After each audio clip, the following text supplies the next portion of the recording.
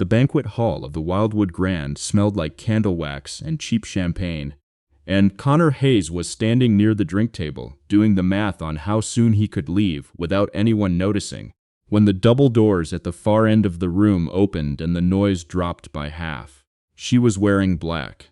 Not funeral black exactly, a simple dress, sleeves to the elbow, a thin gold chain at her throat, but black all the same, and on a woman who had once worn yellow to their junior prom, because she said the world needed more yellow in it.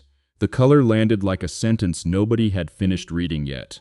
Rachel Morgan stood in the doorway of the room, where they'd once slow danced to a song neither of them could name anymore, and next to her, gripping 2 fingers of her mother's hand, was a little girl in a green corduroy dress, maybe 6 or 7, scanning the crowded room the way children do when they've been told to look for someone specific. Connor's glass stopped halfway to his mouth.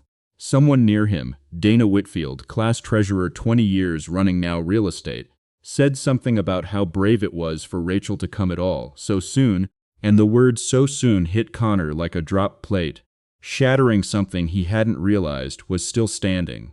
He set his glass down on the table without looking at it, and it rattled against another glass, too loud, and 3 people turned to see who'd made the noise. Rachel hadn't seen him yet, but the little girl had.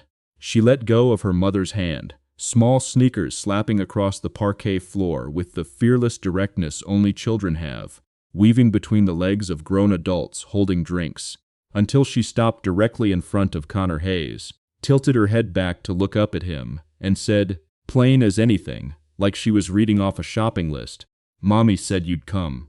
To find out what happened next between a boy who once promised to build a girl her dream house, and the woman who came back 20 years later to bury the life she'd built without him. Stay until the very end. 3 years ago, none of this existed. Not the black dress, not the little girl in green corduroy, not even the reunion itself as anything more than an email Connor had deleted twice before finally, on the 3rd try, letting it sit unread in his inbox for 6 weeks until his sister Marin shamed him into going. 3 years ago, Rachel Morgan was still married to a man named David, still living in the pale yellow house on Birchwood Lane with the wraparound porch David had always meant to finish and never did. Still driving Emma to 1st grade drop-off every morning at 7:40 sharp, and Connor Hayes was 3 towns over, alone in a 2-bedroom rental, with a truck full of tools and a business card that read Hayes Restoration in a font he'd picked out himself, because nobody else was around to have an opinion about it. Connor had built a name for himself the slow way, the unglamorous way. Not flipping houses for profit, but restoring old ones for people who loved them, replacing rotted joists and rebuilding staircases with the same care his grandfather had taught him. Back when Connor was 11, and thought a hand plane was the most interesting object in the world. He was good at it. Quietly, thoroughly good. The kind of good that didn't need advertising, because the work spoke for itself in the way old houses stopped sagging and started standing straight again. He'd never married. There had been women, a few, none of them lasting longer than a season, and if you'd asked him why, which nobody really did, because Connor Hayes was not a man people pressed for answers. He might have told you, if he told you anything at all, that he'd made a promise once, a long time ago, to a girl in a yellow dress, and some part of him had never quite finished paying it off, even after she married someone else, and he told himself that chapter was closed. The promise had been simple, the way promises are simple at 17. They'd been lying on the hood of his father's Buick in the field behind the football stadium, the kind of Midwestern summer night where the air still held the day's heat like a held breath, and Rachel had been talking. She always talked more than he did, filling the space his silence left the way water fills a container, about the house she wanted someday. Not big, not fancy, a wraparound porch, a kitchen window over the sink so whoever was doing dishes could watch the yard. A staircase with a banister worn smooth by hands over years, because she liked the idea of a house that showed its age instead of hiding it. Connor, 17 and already good with his hands even then, had said, without any of the swagger a line like that should have carried, "I'll build it for you." And Rachel had laughed not unkindly and said, "Okay, someday." And then graduation came, and college took her one direction, and a trade apprenticeship took him another, and someday never arrived, not for them, not together. She'd married David Morgan 4 years after that, A good man by every account Connor ever heard.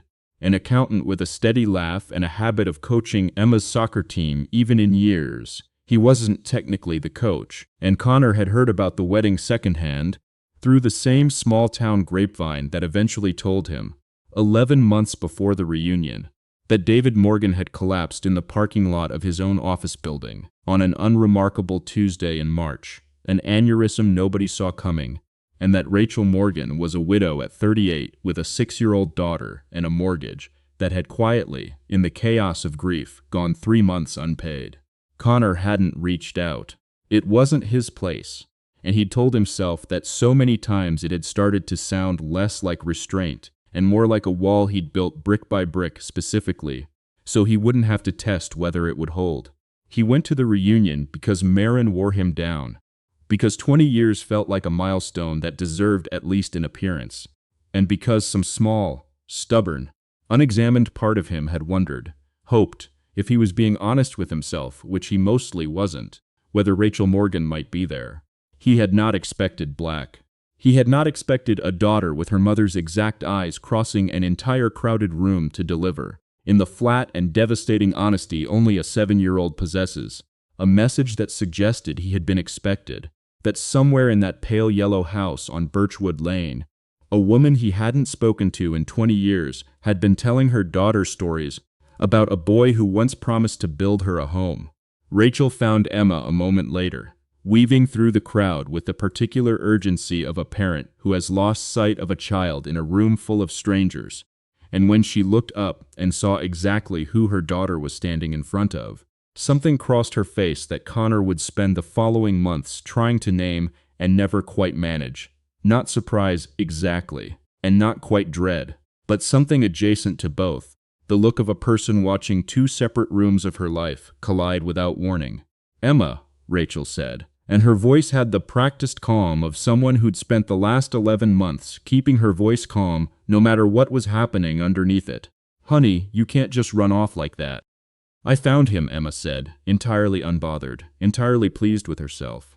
"The one from your stories. The porch guy." Rachel's face went the color of the tablecloth, and for the second time in 10 minutes, Connor Hayes had absolutely no idea what to say. "The porch guy who's been in the comments here for years. If you've had a moment like this yourself, a person walking back into your life at exactly the wrong right time, you already know the particular kind of quiet that falls over a room like that. If any part of this feels familiar, you're not alone in it, and we'd love to hear where.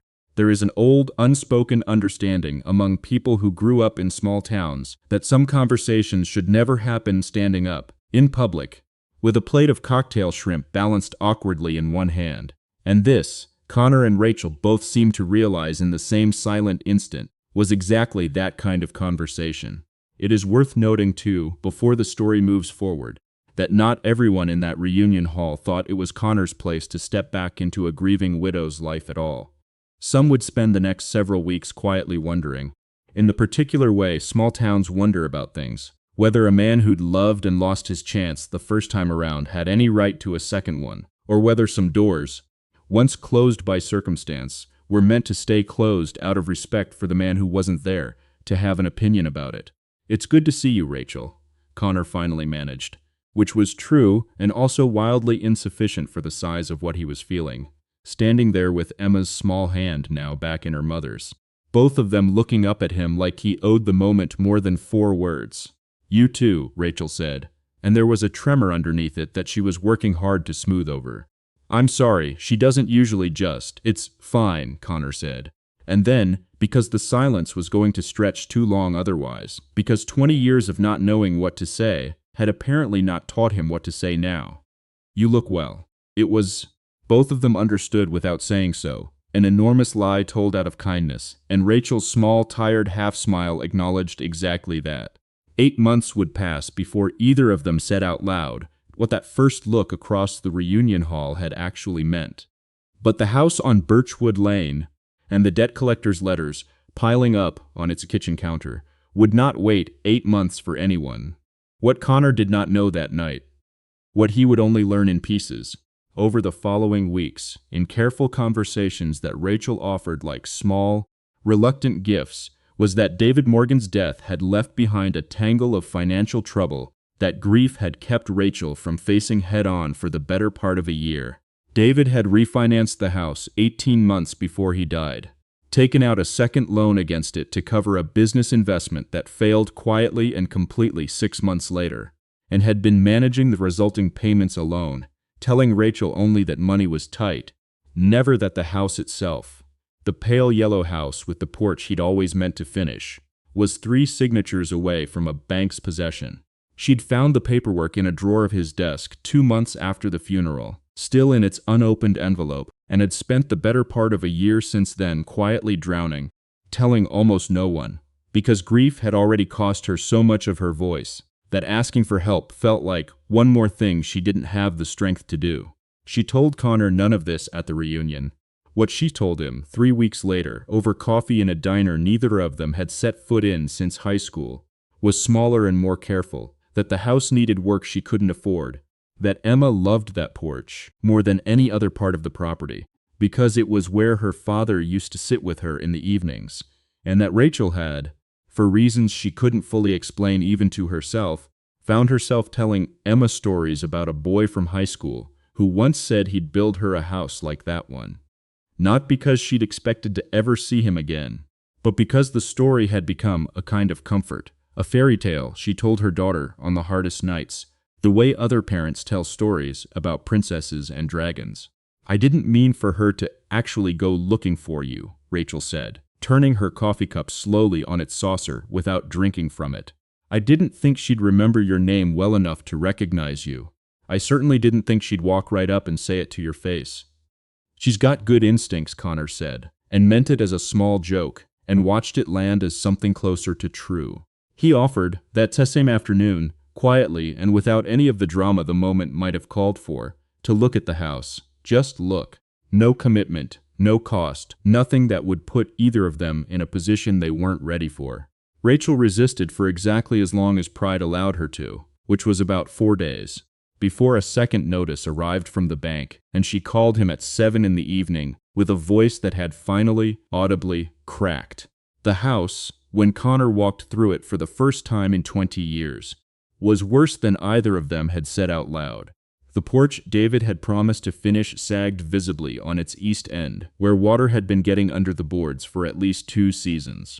The kitchen window over the sink, the exact window Rachel had described on the hood of that Buick 2 decades earlier, had a crack running diagonally through the lower pane that someone had covered, with clear packing tape rather than replace. The staircase banister, the one she'd wanted worn smooth by years of hands, wobbled when Connor tested it. 2 of its balusters cracked at the base. It was, Connor thought, standing in that front hallway, a house that had been loved and then left, the way so many things are. "I can fix this," he told her, and she looked at him with an expression that was half hope and half fear of hope, which he understood better than she probably realized. "I can't pay you what this is worth," she said immediately, the words coming fast, like she'd been rehearsing them. "I want to be honest about that right now, before you say anything else. I have almost nothing left, Connor. I can't ask you to do charity work on my house, because you felt sorry for me at a reunion. I'm not doing it because I feel sorry for you," Connor said, and something in his voice made her go still. "I'm doing it because I told you I would, a long time ago. I know that doesn't count for much after 20 years, but it's the only currency I've got right now, so I'd like to spend it, if you'll let me." It should have been the kind of line that sounds foolish said out loud in a sagging front hallway to a woman in mourning clothes, and maybe it was, but Rachel didn't laugh, and she didn't cry either, not quite. She just nodded once and said okay, the same word she'd said on the hood of that Buick 20 years before, and something in the space between them shifted so quietly that neither of them could have named the exact moment it happened. What neither of them accounted for was Rachel's mother-in-law. Diane Morgan had never disliked Connor Hayes exactly. She'd barely known him, back in the day. A boy from a different friend group who dated her daughter-in-law briefly in high school, and then vanished into an unremarkable adulthood. But Diane had watched her son die too young, and had spent 11 months since then keeping a careful, anxious eye on Rachel and Emma, the last living pieces of David she had left. And when word reached her, through the same small-town grapevine that told everyone everything eventually. That a man from Rachel's past was spending his weekends at the house David had promised to finish. Something in Diane went sharp and protective and afraid all at once. She showed up on a Saturday afternoon in late autumn, while Connor was up on a ladder, replacing rotted fascia board along the porch roofline, and the conversation that followed, conducted mostly in Rachel's kitchen in the voice adults use when they think children can't hear through walls, was not kind. Diane said things about respect, about timing, about what David would think, watching another man's ladder leaned up against his own unfinished porch less than a year after the funeral.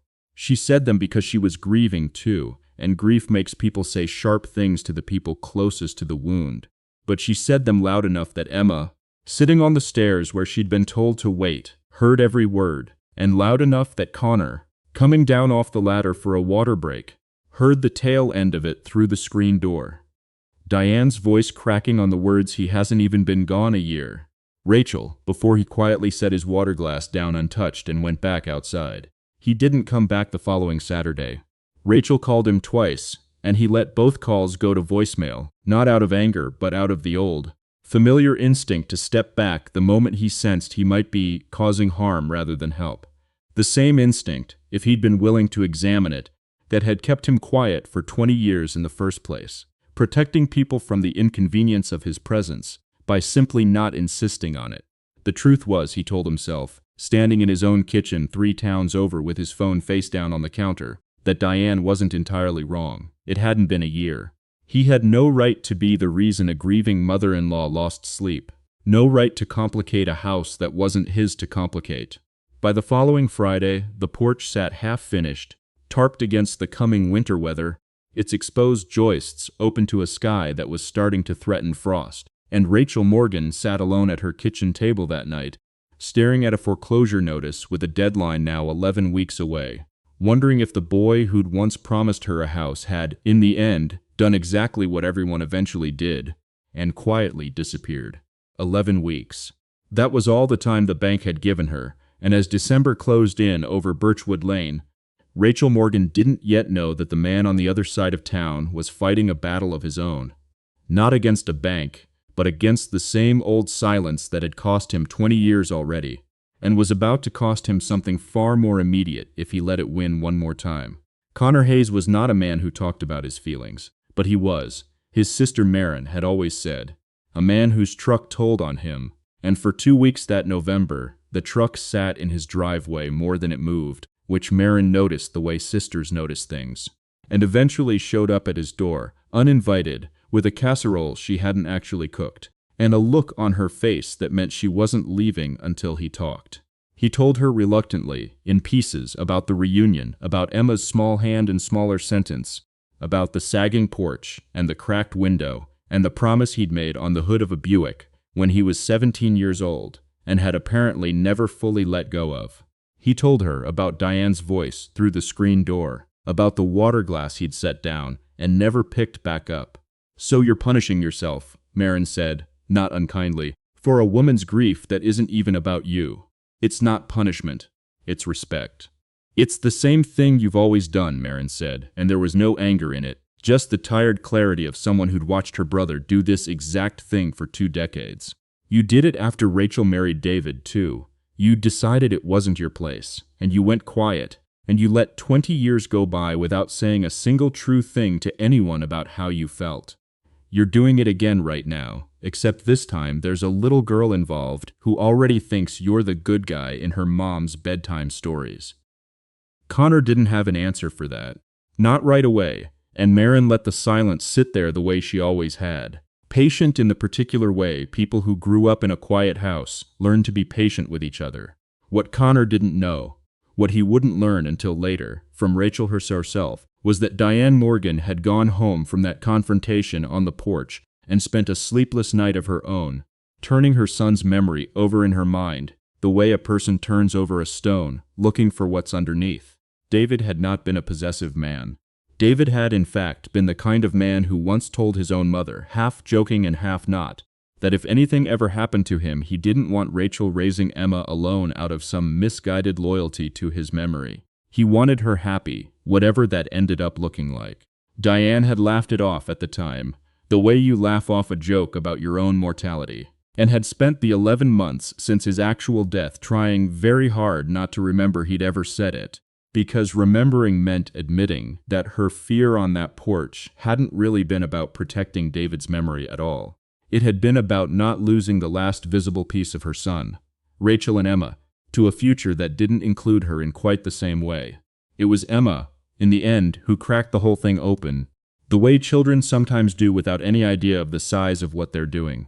She had noticed the porch sitting unfinished under its tarp for 2 weeks, noticed her mother's tired eyes, and the new stack of mail Rachel kept moving from the counter to a drawer without opening. And on a Tuesday evening in late November, over a dinner neither of them was really eating, Emma set down her fork and asked, with the devastating directness only a 7-year-old possesses, whether the porch guy was gone because of something she did. Rachel put down her own fork. "No, sweetheart, of course not. Grandma Diane was mad," Emma said. "I heard her. She said it wasn't a year yet." Rachel closed her eyes for a moment, the way a person does when a wound they'd been managing to keep quiet is suddenly spoken aloud by someone too young to know it was supposed to stay hidden. "That's a grown-up thing, Em. It's not about you. Is it about Daddy?" The question hung in the kitchen for a long moment, and Rachel found herself, for the first time in 11 months, unable to reach for the careful, practiced calm she'd built to answer every hard question Emma threw at her. "A little," she admitted finally. "Some people think it's too soon for me to have a friend like Connor, that maybe it means I've stopped missing your dad." "That's dumb," Emma said, with the flat certainty of a child who has not yet learned to soften true things. "You can miss Daddy and still like the porch guy." "I miss Daddy and I still like the porch guy." It was, Rachel would say later, the single wisest sentence anyone had said to her in 11 months of grief, and it came from a 7-year-old with spaghetti sauce on her chin.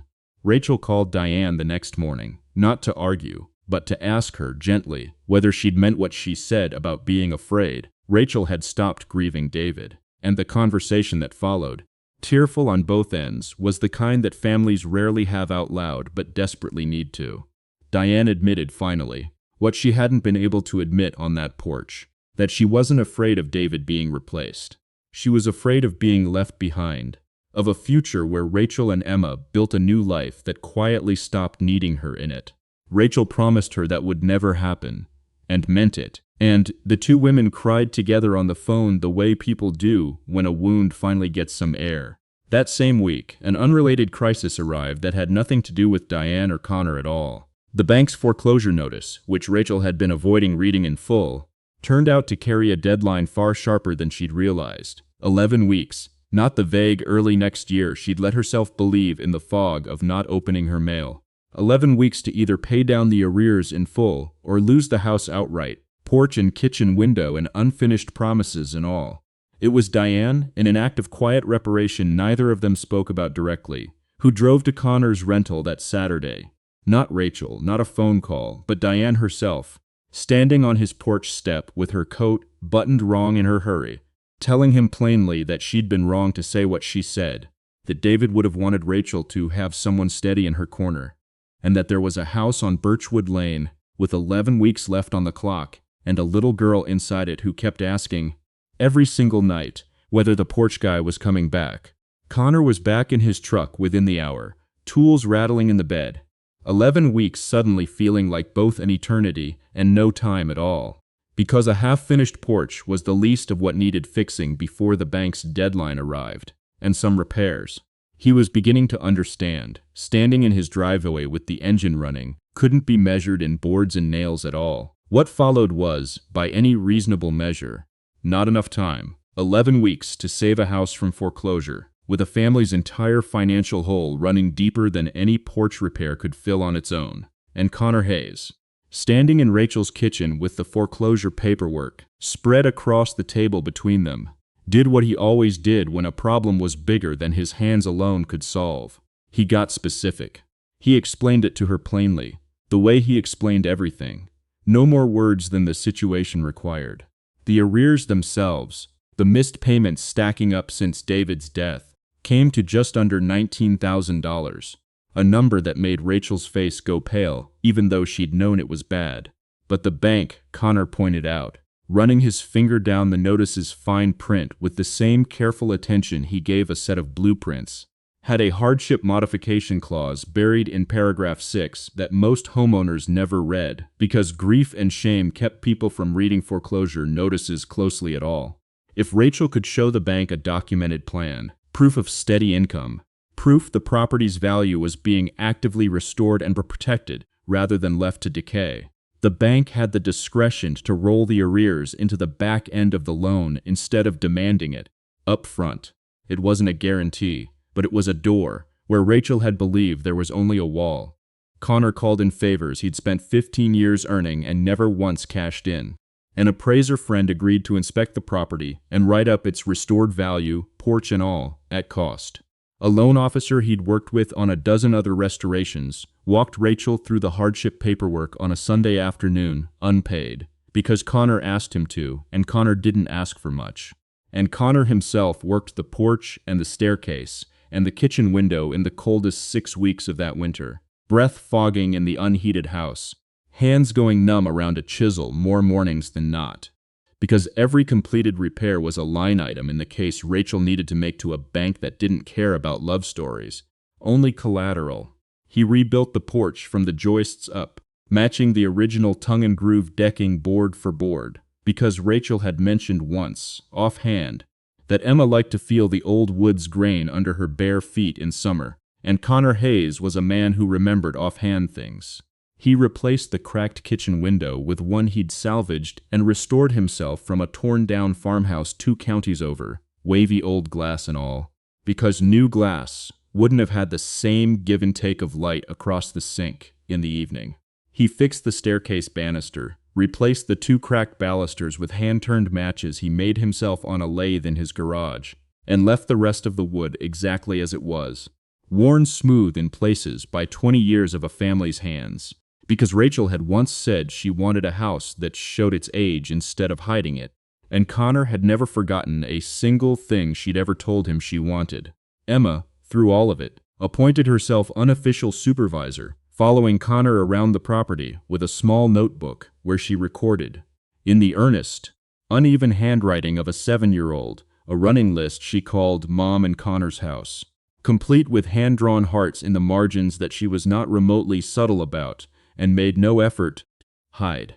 She asked Connor questions constantly, about wood grain and nail sizes and why old houses creaked, and somewhere in those 6 cold weeks, without either adult quite noticing the exact moment it happened, Emma stopped calling him the porch guy and started, quietly, calling him Connor. It was Emma, too, who orchestrated, with the transparent, guileless scheming only a child that age can pull off, the moment that finally cracked something open between her mother and Connor for good. She'd overheard, one evening in early January, Rachel telling Diane on the phone that the appraisal and the paperwork were finally finished, that the bank had accepted the hardship modification, that the house was safe.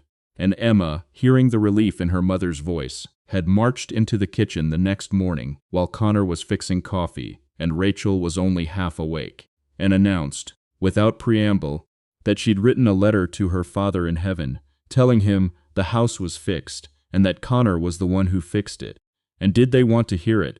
Because she was planning to read it out loud at dinner, whether they said yes or not. She read it that night, standing on a kitchen chair for effect, a single folded sheet of notebook paper in both hands, and it said, in the plain, unedited honesty of a child who has not yet learned to soften things for adults, that she missed her dad every day, and that she thought he would like Connor, because Connor fixed things the way her dad used to fix things, quietly and without bragging, and that she hoped it was okay with her dad in heaven if Emma loved Connor too, a little bit, like a friend, but maybe someday like something else. Rachel cried at the kitchen table in a way she hadn't let herself cry in 11 months, not the careful, contained grief she'd been managing in front of Emma, but something larger and messier that had clearly been waiting a long time for permission. And Connor, who did not know what to do with his hands in moments like this any more than he'd known at 17, simply pulled a chair over next to hers and sat with her while she cried, saying nothing at all, which turned out to be exactly the right thing to say. It was in that same kitchen, 3 nights later, Once, Emma was asleep upstairs in a room whose window Connor had also quietly repaired. That Rachel finally said out loud what neither of them had said since the reunion. That she'd have thought about him more over the years than she'd ever admitted to anyone, David included. Not because her marriage had lacked love, but because some part of her had always wondered about the boy who'd promised her a porch and never gotten the chance to build it. And Connor, standing in the doorway of the kitchen he'd spent 6 weeks rebuilding board by board, said the truest thing he'd said in 20 years. That he'd never fully stopped loving her. That he'd told himself it wasn't his place for 2 decades, because he thought staying quiet was the same thing as being respectful. And that he was done confusing the two. The house was saved. The porch was finished. And for one still moment in that rebuilt kitchen, with wavy salvaged glass catching the porch light, it looked, finally, like the story might simply be allowed to be happy.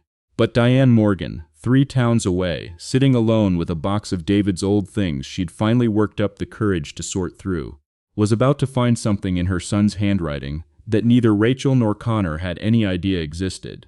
And it would arrive at Rachel's door in exactly 9 days, changing the shape of everything that came after. The letter Diane found was dated 8 months before David died, tucked into the back pages of a leather journal he'd kept sporadically and never shown anyone, and it was not, as Diane had feared reading the first line, some declaration of doubt about his marriage. It was the opposite. David had written, in the plain, unpolished handwriting of a man thinking something through for himself rather than for an audience, about a conversation he and Rachel had once had early in their marriage, where she'd mentioned, only once, only in passing, the way people mention old things they've made peace with. A boy from high school who'd once promised to build her a house with a wraparound porch. David had written that he intended someday to finish their own porch himself as a surprise, not out of jealousy but out of love, because he liked the idea of being the one who finally gave her that particular piece of the life she'd once wanted. He'd never gotten the chance. The letter ended with a line that Diane read 3 times before she could bring herself to believe her son had actually written it. If I'm not the one who gets to finish it, I hope whoever does makes her as happy as she deserves. She talks about that porch like it means something bigger than wood. Whoever builds it should know that. Diane drove to Birchwood Lane the following morning, the journal page photocopied and folded in her coat pocket, and handed it to Rachel on the newly finished porch itself, without a word of explanation beyond. I think you should read this before anything else happens. Rachel read it, standing at the porch railing Connor had rebuilt with his own hands, and when she finished, she didn't cry the way she'd cried at the kitchen table 9 days earlier. She simply stood very still for a long moment, looking out at the yard where David used to sit with Emma in the evenings, and felt something in her chest settle into place that had been unsettled since the day she'd found his refinancing papers in an unopened envelope. Not just permission, but something closer to blessing, arriving 11 months too late to be spoken aloud by the man who'd written it, and exactly on time for the 2 women left standing on the porch he'd never gotten the chance to finish. The public moment, when it came, wasn't dramatic in the way stories like this sometimes promise.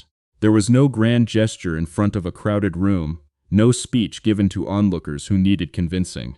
It happened instead at a small gathering Rachel hosted that spring on the finished porch itself. A handful of neighbors, Marin, Diane, a few of Emma's classmates and their parents, ostensibly to celebrate Emma's 8th birthday, but understood by everyone close enough to know the full story as something more than that. Diane stood up partway through, glass of lemonade in hand, and said, in front of everyone, that she'd been wrong months earlier to make Rachel feel guilty for building something new, that her son would have wanted exactly this, and that she was grateful, genuinely, publicly grateful, to the quiet man who'd rebuilt her granddaughter's porch board by board without ever once asking for anything in return. It would have been easy at that point for Connor to accept the moment as his due, to let himself be thanked the way the room clearly wanted to thank him. Instead, when Rachel offered, quietly, later that evening, once most of the guests had gone, to pay him properly for the months of work, real money, whatever the restoration was actually worth on paper, Connor turned her down the same way he'd turned down every reward that story had tried to hand him for 20 years. He didn't want the money. What he wanted, he told her, Standing on the porch in the last of that evening's light was something smaller and larger at the same time. He wanted to keep showing up. Not as a contractor finishing a job, but as whatever came next, however slowly she wanted to build it, for as long as she and Emma would have him. The quiet coda came months later, on an ordinary Saturday morning in early autumn, almost exactly a year after that first reunion, where a little girl in green corduroy had crossed a crowded room to deliver a message her mother never expected her to carry. Connor was on the porch, sanding down a new handrail he was adding along the steps. Emma's idea, so she could hold on with 2 hands instead of 1, she'd said, very seriously, like it was an engineering requirement. And Rachel came out with 2 cups of coffee, setting one down on the railing beside him without a word, the way people do once they've stopped needing to narrate every small kindness out loud. Emma sat cross-legged nearby with her notebook, still keeping her running list, though the heading had changed sometime over the summer, in her own uneven handwriting, from Mom and Connor's house to simply home. Rachel leaned against the railing beside him, coffee cup in both hands, and asked him, the way people ask questions they already mostly know the answer to, just to hear it said out loud, what it was that had made him keep a 20-year-old promise to a girl he hadn't spoken to in decades. And Connor, who had never been a man of many words, thought about it for a moment, sanding block still in his hand, and told her that he didn't think it had ever really been about the porch. It had been about being the kind of man who did what he said he'd do, even when nobody was around to hold him to it, even when 20 years and a whole other marriage had passed in between. Worth, he told her, wasn't the flashy thing people built to be seen. It was the quiet thing you kept doing anyway. If there is a person in your own life who has ever kept a promise like that, quietly, without asking for credit, over years instead of moments, you probably already know exactly who they are, and exactly how long it took you to notice everything they were doing for you without being asked. Maybe it's someone who showed up in the hardest year of your life and simply stayed. If a story like this has ever happened in your own family, we would love for you to share it, because so many people watching have lived some version of this too, and hearing it named out loud is its own kind of gift. Connor Hayes never did get the grand recognition the world sometimes hands out to people in stories like this. No ceremony, no headline. Nothing beyond a photocopied page from a dead man's journal and a little girl's notebook heading, changed from a house to a home. He never asked for more than that. And if you believe, the way this story seems to, that the quiet ones, the porch guys, the ones who keep their promises without an audience, deserve to be seen for exactly who they are, we hope you'll stay part of this story with us, because there is always another one waiting to be told.